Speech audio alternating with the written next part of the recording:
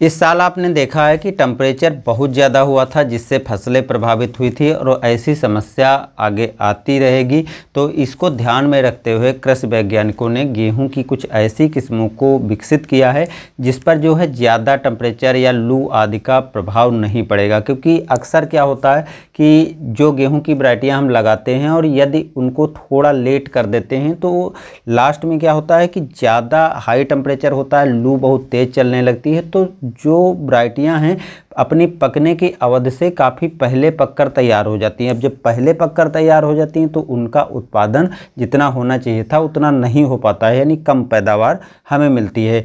तो अब जो वैरायटियाँ 3-4 विकसित की गई हैं, यदि आप उनकी बुआई करते हैं, हालांकि ज़्यादा वैरायटियाँ हैं लेकिन हम केवल 3 वैरायटियों को इस वीडियो में शामिल कर रहे हैं, आगे और भी वैरायटियों के बारे में वीडियो में जानकारी देंगे, तो इसके लिए चैनल को सब्सक्राइब कर लीजिएगा, जिससे आगे और भी जो वैरायटियाँ बताऊंगा या जो जानकारी मिलेगी आपको समय पर।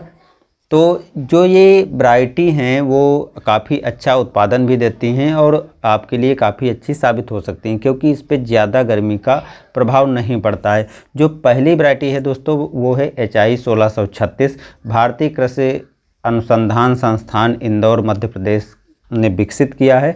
और ये वैरायटी की खास बात यही है कि अधिक टेम्परेचर का इस पर प्रभाव नहीं पड़ता, यानी हाई टेम्परेचर की ये सहनशील प्रजाति है। इसमें जो जिंक की मात्रा होती है 44.4 ppm होती है, आयरन की 35.7 ppm होती है और प्रोटीन की 11.3% होती है। और ये वैरायटी यदि आप बुआई करना चाहते हैं तो 1 नवंबर से 15 नवंबर का बिल्कुल अच्छा समय होता है। 115 दिन में ये पककर तैयार हो जाती है। और जिन क्षेत्रों के लिए विकसित की गई है उन क्षेत्रों में 3 से 4 सिंचाइयाँ करने की आवश्यकता पड़ेगी। इसकी औसतन जो उपज है वो 65 कुंतल है। मैंने क्या बताया है कि यदि हाई टेम्परेचर रहता है तब आपको इतना उत्पादन मिलेगा, और यदि सामान्य तापमान रहता है तो इसका उत्पादन थोड़ा बढ़ जाता है। पकने का टाइम जो है 115 दिन है। और इसको जो है मध्य प्रदेश, छत्तीसगढ़, झांसी डिवीज़न, उदयपुर डिवीज़न, गुजरात जैसे एरिया में आप बुआई करके और बढ़िया पैदावार ले सकते हैं। दूसरी वैरायटी जो है वो भी इसी कृषि विश्वविद्यालय द्वारा लॉन्च की गई थी सन 2020 में, जिसका नाम है HI 1634। इसको पूसा अहिल्या नाम से भी जानते हैं। चपाती के लिए काफ़ी अच्छी प्रजाति है और ये इस पर भी गर्मी का प्रभाव नहीं पड़ता, यानी हाई टेम्परेचर में इस पर विपरीत प्रभाव नहीं पड़ता है। और इसको भी आप MP, छत्तीसगढ़, गुजरात, झांसी डिवीज़न और उदयपुर डिवीज़न में बुआई कर सकते हैं। औसतन जो इसकी उपज है वो 51.5 कुंतल है, लेकिन बहुत से किसान भाइयों ने इसकी भी पैदावार 70 कुंतल तक ले पाए हैं। ये काला भूरा और करनाल बंट जैसे रोग की प्रतिरोधी किस्म है।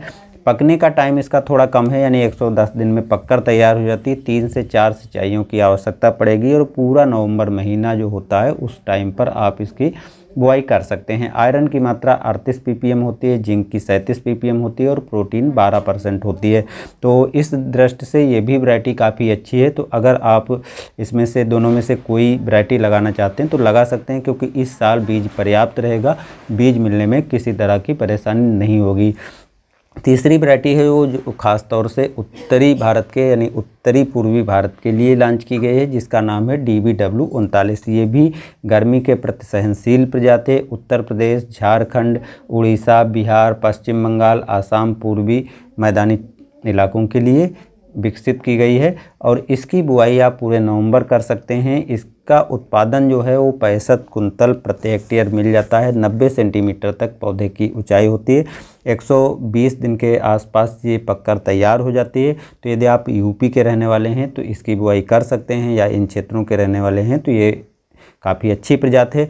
अब UP के तराई इलाकों की बात करें तो यहाँ पर 2 सिंचाइयों से ही गेहूँ पैदा कर लिया जाता है। बाकी यदि आप किसी दूसरे क्षेत्र में लगाते हैं तो 3 से 4 सिंचाइयाँ करनी पड़ सकती हैं। तो ये 3 वैरायटियाँ ऐसी हैं, यदि आप इनको लगाते हैं तो उत्पादन भी ज़्यादा मिलेगा और जो मौसम में बदलाव हो रहा है, गर्मी बढ़ रही है, उसका विपरीत प्रभाव नहीं पड़ेगा। क्योंकि जो चीज़ें बदलाव हो रही हैं उसको कृषि वैज्ञानिक भी ध्यान रख रहे हैं और उसी के अनुसार नई वैरायटियों को शोध करके लॉन्च किया जाता है। तो ये वैरायटियाँ आप लगाइए और अच्छा उत्पादन लीजिए। मिलते हैं नए वीडियो में नई जानकारी के साथ। धन्यवाद।